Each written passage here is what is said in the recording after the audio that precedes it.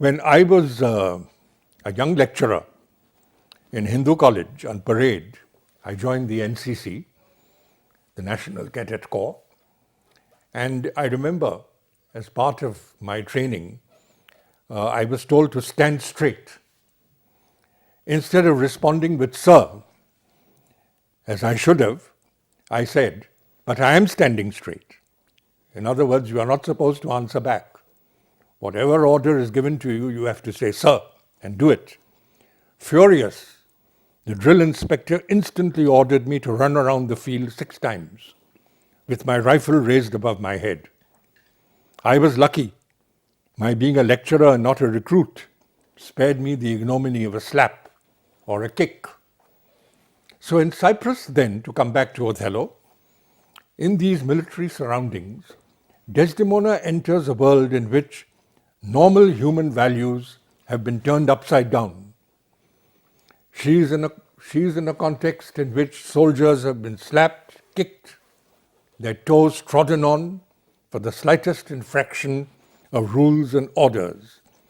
The man commands like a full soldier, Montana says about Othello.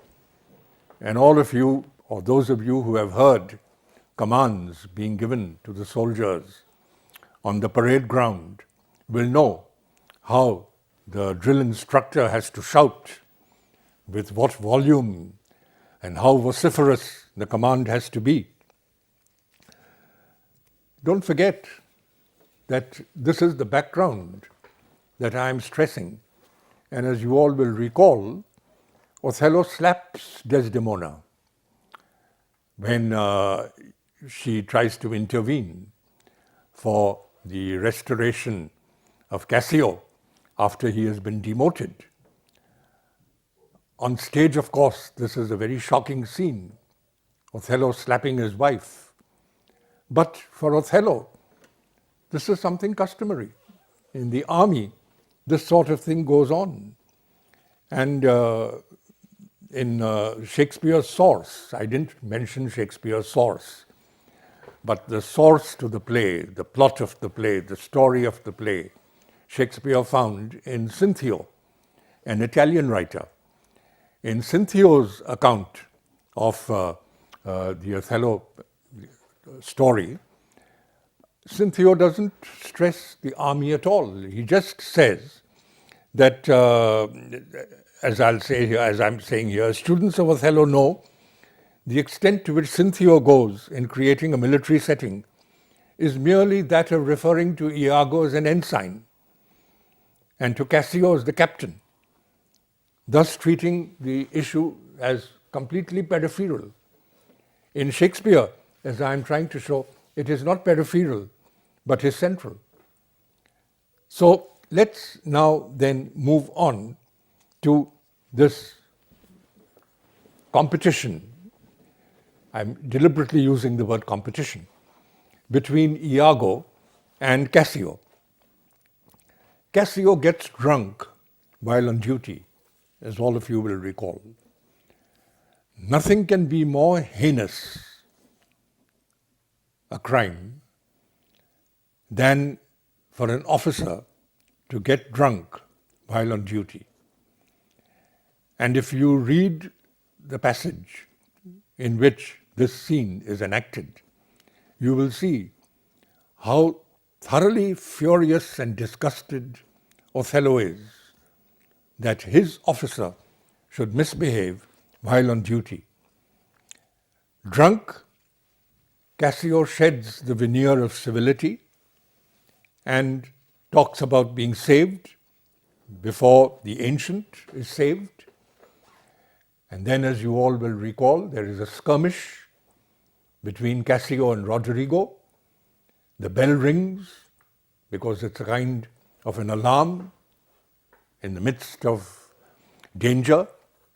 The Turks are approaching, and Othello is absolutely outraged by this kind of uproar under his command. After all, he is the officer in charge of the island. Why is Cassio regarded as a rival for Iago. As we saw at the beginning of the play, Iago has been Othello's right-hand man. Cassio is from Florence. Now, here again is an interesting point. Florence was a city which was known for art, painting, music, not for military prowess. When George Fernandez, some years ago, was the defense minister, then the soldiers up in the mountains bordering Tibet asked for a larger ration of rum in order to combat the cold. As you all know, the cold is extremely severe in those parts. Some babus sitting in New Delhi in the Ministry of Defense refused to grant the increase in the ration for rum. George Fernandez was furious and said those babus who refuse to increase the ration will be sent up into the mountains to spend the winter there. And then they will realize how indispensable rum is to keep the soldiers warm. I mention this in order to show how to be behind the lines, as Cassio is not really a part of the army experience.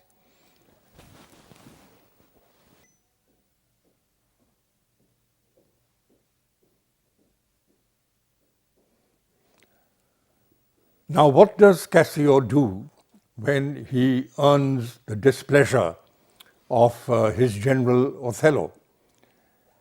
Instead of apologizing and approaching the general, he listens to Iago's advice to go to the wife of the general, to Desdemona, to intercede on his behalf, which of course is professionally a suicidal thing to do. So Cassio emerges as a character who is not really in consonance with the discipline that an army enforces. It seems to me that Shakespeare is, by these subtle touches, showing us the inadequacies of Cassio as an army man. In other words, the ambience of the army, the military, as we saw at the beginning of this talk, continues to infuse the play, even as the play progresses in subtle ways. Why did this condition develop of the army man wanting more money? As we saw earlier, the wages of the ensign were half of the lieutenant, which of course would explain why Iago is so offended and feels so deprived, because he is not given the promotion that he thinks he deserves. After 1588, when the Spanish Armada was defeated by the English Navy, as all of you know, England became the mistress of the seas, ruled Britannia. Britannia rules the waves. The Queen, Queen Elizabeth I, she increasingly began to favor the navy and not the army. This was, in a way, detrimental to England's interests. But don't forget that the navy was responsible for piracy on the seas, particularly the Spanish and the Portuguese ships that were bringing back gold, silver, spices from South America and from India. And as they neared Europe, the English ships would intercept and plunder the goods that they were bringing.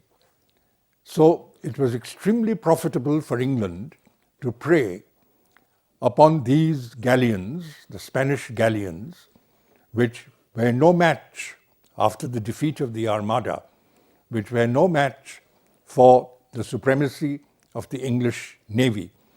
In fact, let me quote from a military historian, Fortescue, who says, England was behind all Europe in military efficiency, and all Europe was keenly alive to this fact.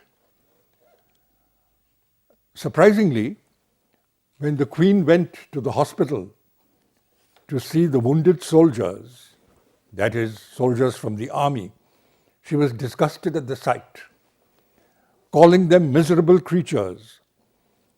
The Queen could not see what they could want and declared that she would not be pestered with the sight of them. Shocking statement, but I think it sheds light on the way in which the army was being neglected. And some, if not all of you, may remember how Falstaff in Henry IV has a great speech in which he talks about honor not being able to set to a leg. A soldier loses his leg or his arm in the battle and is told that he did this to protect the honor of his country. He says, can honor set to a leg or an arm? Falstaff asks sarcastically. Virtue, a fig, Iago says. In other words, army men were increasingly becoming disillusioned by the way in which the army was being neglected. A work of art reflects or refracts in many ways the social, political, and economic conditions of the times from which it emerges. Othello, the play, is no exception. And if we want to make a significant foray into the background of Othello or the background of any of Shakespeare's plays, then we must look at what goes perhaps unnoticed when the play is seen on the stage, but which comes to light when we study the text carefully, which is what we are trying to do. Iago's disgust in the play's opening scene at letter and affection taking preference over the old gradation offers a perspective on his resentment at being superseded by Cassio. This, it seems to me, is an important dimension of the play. Now, it begins, and again I'm going back to the beginning of the play, and you all will recall that Iago's bitterness at Othello having evaded the 3 senators who had recommended his promotion. But Othello, with a bombast circumstance, horribly stuffed with epithets of war, dismisses the petition. Why does Othello dismiss this petition so abruptly? 3 senators approached him. Surely Iago and Impecunious, ancient or ensign, would not have had the finances to bribe them. They must have approached Othello because they recognized, as we saw at the beginning of this talk, that the ancient's role was a crucial, a critical role. Did Othello favor Cassio? Because Cassio was the one who went between Desdemona and Othello when he was wooing her. In fact, that is precisely what Desdemona says, as you all will recall as students of Othello. She says that Cassio was the go-between, between them both. In other words, in some sense, the romance between Othello and Desdemona is playing a deleterious role in the military background that is so important to an understanding of this play. Othello says, trying to explain Desdemona's being attracted to him, "She loved me for the dangers I had passed, and I loved her that she did pity them." Is this a firm foundation for a man-woman relationship to last? I'll repeat the lines. "She loved me for the dangers I had passed, and I loved her that she did pity them." Or is it a schoolgirl's crush on a romantic adventurer? You remember, she is fascinated by the stories Othello tells her of his exploits and is so impressed that she falls in love with him.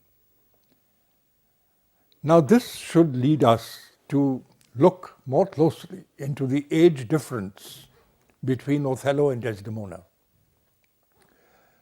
Some of us might ask, why is this an important question? It's an important question because the play was intended to be staged. And if you were the director of the play and were producing this play on the stage or in a film, then you would have to decide as to how pronounced the age difference would be between Desdemona and Othello. Now there are clues within the play that give us an indication of the ages of these two characters. Othello, being a general, would not be less than 50 years of age, somewhere between 50 and 60. How old is Desdemona? We don't have any definite indication in terms of years, but she does talk of herself as being a child, to chiding. Let's not forget to look at other plays of Shakespeare's. How old is Juliet? In Romeo and Juliet, there we know specifically she is only 14. Perdita in The Winter's Tale is 16. There again, we know this specifically. Miranda in The Tempest, we know, is 15. In September 1673, James, Duke of York, married Maria Beatrice, Duchess of Modena, when she was 15. So in Elizabethan times, in the 16th and 17th centuries, aristocratic girls married very early. In other words, Othello, the difference in age between Othello and Desdemona would be around 30 years, which is, of course, a very large time span. So let's keep this in mind while we study Othello. Othello recognizes that his age is in some sense going against him in his relationship with Desdemona. He says, "I therefore beg it not to please the palate of my appetite, nor to comply with heat the young effects in my defunct." In other words, he is not sexually as passionate as a younger man would be. And Iago recognizes this when he says, "His soul is so unfettered to her love that she may make, unmake, do what she list, even as her appetite shall play the god with his weak function." In other words, we are now approaching a deep psychological chasm or an abyss between Desdemona and Othello. And the play, of course, is a profound psychological investigation into human relationships. And as students of this play, we must recognize that this is an important dimension which we have to reckon with. This inadequacy is Othello's private hell, about which the shrewd Iago has some inkling, based on the vast age difference between the two. And in a recent book on Othello by black actors located in America, the Afro-Americans, edited by Maithili Kaul, my former colleague in the Department of English of the University of Delhi. One of the authors of the essays that constitute this volume says, interestingly enough, that the name Othello has hell in it. If you write out the name Othello, you will find that there is hell. And the name Desdemona has the word demon in it. An interesting kind of a linguistic sidelight that, while we may consider too fanciful to be preoccupied with, nevertheless does suggest the subtlety of this play. To conclude then, ladies and gentlemen, we have looked at certain aspects of Othello which shed light on the complexities of this play. And in your reading of the play, it's very important to hold all these aspects in your mind so that you don't get carried away by just one aspect. But you recognize that there is the military aspect, there is the romantic aspect, there is the contest between Iago and Cassio.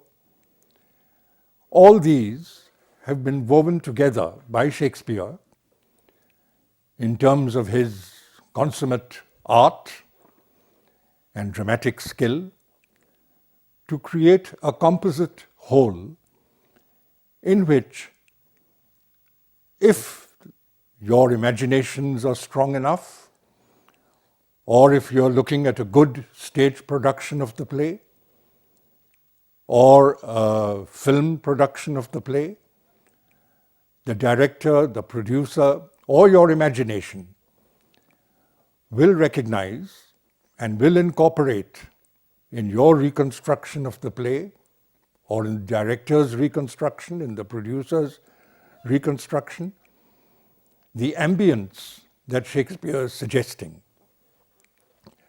in which many of these political, social, cultural factors play a part.